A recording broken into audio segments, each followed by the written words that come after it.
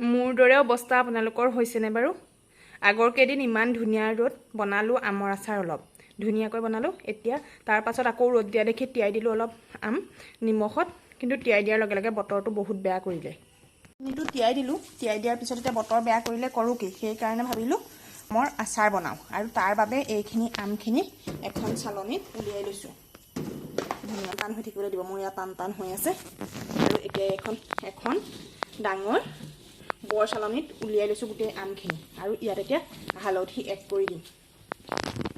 অলপ হালধি এড কৰি দিছোঁ পৰিমাণ অনুসৰি। হালধিটো নহ'বা কালাৰটো নুঠিব নহয়। হালধিটো এড কৰি এইখিনি নতুবা ফেনৰ তলত নতুবা কটন কাপোৰ এখনেৰে ভালদৰে টুকি দিম, নতুবা ফেনৰ তলত অকণমান শুকাবৰ কাৰণে দি দিম, যাতে এইখিনি টান টান হৈ যায়।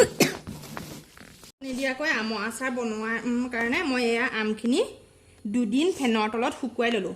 তাত পানীটো নাই। আৰু এইটো এটা শুকান ষ্টীলৰ চৰিয়া লৈ লৈছোঁ। আৰু এতিয়া এই চৰিয়াটোত সেইখিনি চৰিয়াত পানী নাই, আমখিনি ৰ'দত নিদিয়াকৈ মই ইয়াত দি দিছোঁ। আমখিনি একদম পূৰা ফৰফৰীয়া হৈ গৈছে, চক অকণো পানী নাই, এনেকৈ অকণো পানী নাইকিয়াকৈ ফৰফৰীয়াকৈ খালি শুকুৱাই ল'ব লাগিব। যদি পানী থকা যেন দেখে আপোনালোকে প্ৰথমতে অকণমান কটন কাপোৰ এখনেৰে দি ল'ব, কাৰণ আচাৰত পানী থাকিলে এনেও বেয়া। এয়া এটা চৰিয়া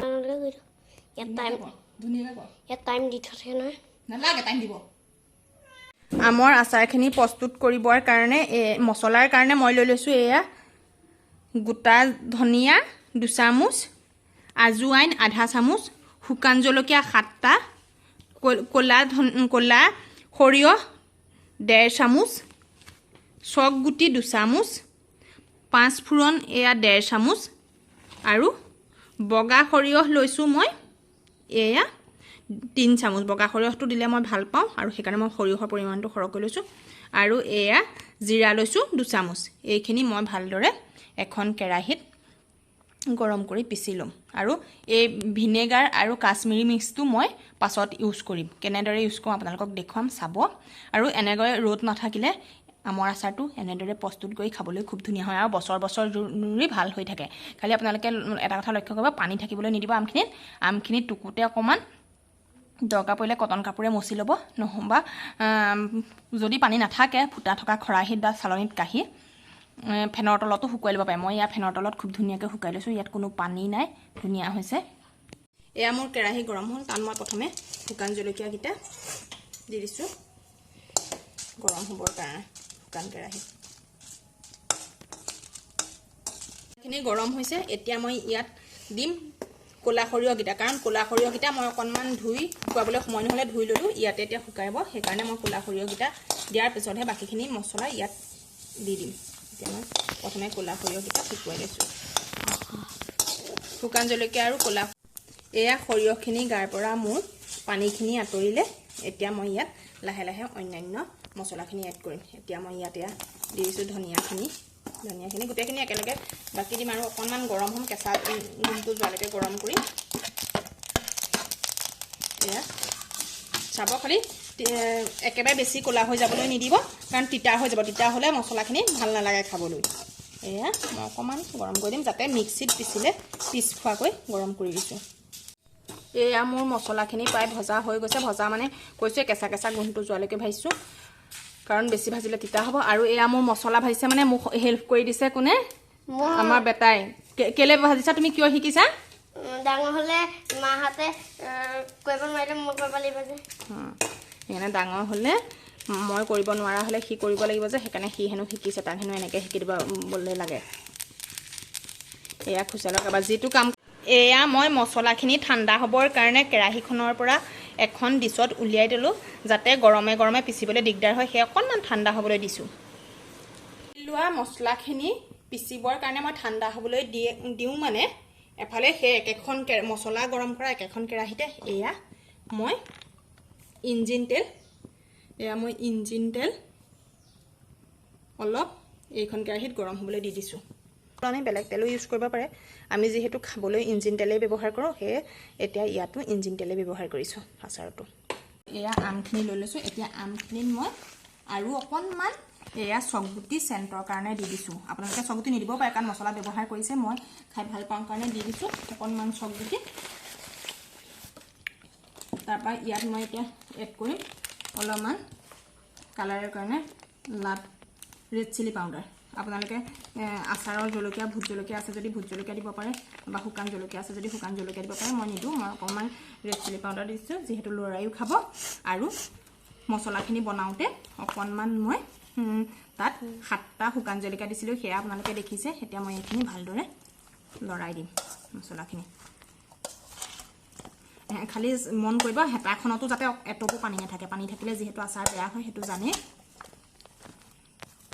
ৰেড চিলি পাউডাৰখিনি দিয়াৰ পিছত মই 1 বাটি ভিনেগাৰ লৈ লৈছোঁ আৰু এতিয়া ভিনেগাৰখিনি দি তাত ভালদৰে সানি দিছোঁ তল ওপৰ কৰি দিব যাতে ভিনেগাৰখিনি দিয়াৰ কাৰণ এটাই আমখিনি যিহেতু কেঁচায়ে আছে ৰদুৱা নাই আচাৰখিনি বেয়া নহ'বৰ কাৰণে এইদৰে বনাই থ'লে 1 বছৰলৈ আচাৰ বেয়া নহয় এতিয়া ইয়াত মই এড কৰিম নিমখ 1 চামুচ কাৰণ আগতে তিয়াই থওঁতে নিমখ দিছিলোঁৱে এই সৰু চামুচখনেৰে 1 চামুচ এখন নেষ্টামৰ চামুচখনেৰে 1 চামুচ মই নিমখ এড কৰি দিছোঁ কাৰণ বেছি নিমখ হ'লেও বেয়া লাগে তিয়াই থওঁতে দিছিলোঁ যেতিয়া এতিয়া অকণমান নিমখ দি দিছোঁ এতিয়া ইয়াত এইখিনি লাহে লাহে এড কৰি দিম বৰ চোকা হ'লেও ভাল নালাগিব যে আপোনালোকে ক'লা নিমখ থাকিলে ক'লা নিমখো দিব পাৰে মোৰ যিহেতু এতিয়া ক'লা নিমখ ষ্টক নাই সেইকাৰণে মই বগা নিমখকে ইউজ কৰিছোঁ এইখিনি ধুনীয়াকৈ তল ওপৰ কৰি দিব এতিয়া মই ইয়াত এড কৰিম পিচি ৰখা মছলাখিনি বৰ ভালকৈ পিচিবলৈ গুৰি হ'বলৈ নিদিব বৰ ভালকৈ গুৰি হ'লে ভাল নালাগে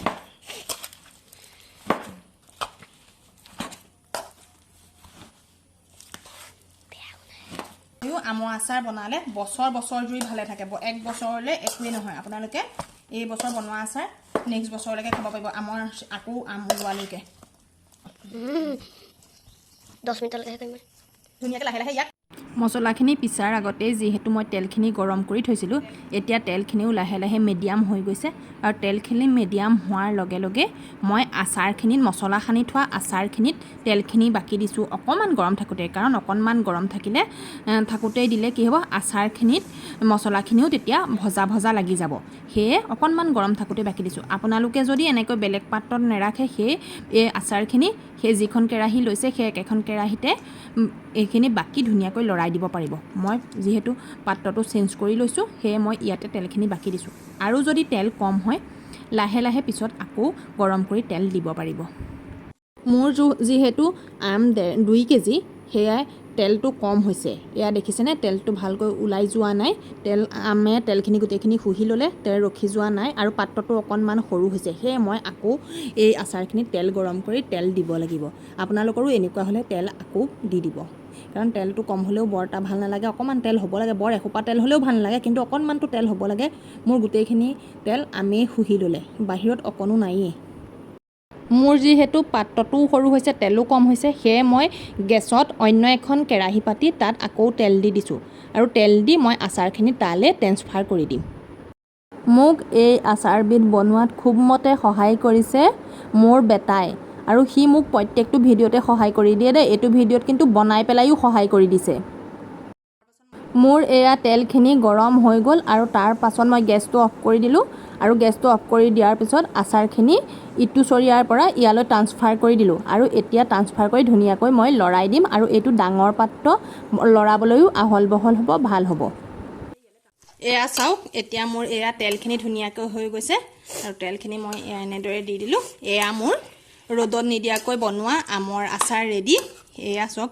ইমান ধুনীয়া মছলাৰ সৈতে কালাৰ ওলাইছে গোন্ধ ওলাইছে গোন্ধটো আপোনালোকে নাপায় বাৰু কিন্তু কালাৰটো দেখিছে ৰ'দ নাই বুলি আমৰ আচাৰ বনাবলৈ আৰু টেনশ্যন ল'ব নালাগে মোৰ ভিডিঅ'টো চাব আৰু ৰ'দ নাইকিয়া হ'লেও এনেদৰে আমৰ আচাৰ বনাব পাৰিব আৰু আপোনালোকে এনেদৰে এবাৰ বনাই খাই কেনেকুৱা পালে মোক কিন্তু কমেণ্ট কৰি জনাবলৈ নাপাহৰিব মই এইটো পদ্ধতিৰে আজি বহুত বছৰৰ পৰা বনাই আছোঁ আমৰ আচাৰ আৰু খুব ধুনীয়া সোৱাদ মই যিহেতু আজিকালি ভিডিঅ' দিম আপোনালোকৰ মাজলৈ সেয়ে মই আজি এইটো পদ্ধতিৰে বনোৱা আমৰ আচাৰ আপোনালোকক দেখুৱালোঁ আৰু মোৰ ঘৰলৈ অহা প্ৰত্যেকজন অতিথিকে মই ইয়াৰ ৰ'দত নিদিয়াকৈ বনোৱা আমৰ আচাৰ খাবলৈ দিম দেই আপোনালোক আহিব যদি খাবলৈ মন আছে আৰু যদি ভিডিঅ'টো ভাল লাগিছে লাইক কৰিব কমেণ্ট কৰিব শ্বেয়াৰ কৰিব আৰু মোৰ ফেচবুক পেজত চাই থাকিলে পেজখন বনশ্ৰী বৰুৱা পেজখন ফ'ল' কৰি দিব নতুনকৈ চাই থকাসকলে আৰু যদি ইউটিউব চেনেলত চাই আছে অসমীয়া বোৱাৰী বনশ্ৰী ইউটিউব চেনেলটো কিন্তু ছাবস্ক্ৰাইব কৰি দিবলৈ নাপাহৰিব এয়া ফাইনেলি মোৰ আমৰ আচাৰ ৰেডি হৈ গ'ল আকৌ পুনৰ এটা নতুন ভিডিঅ' লগ পোৱাৰ প্ৰতিশ্ৰুতিৰে আজিলৈ আহিছোঁ বাই বাই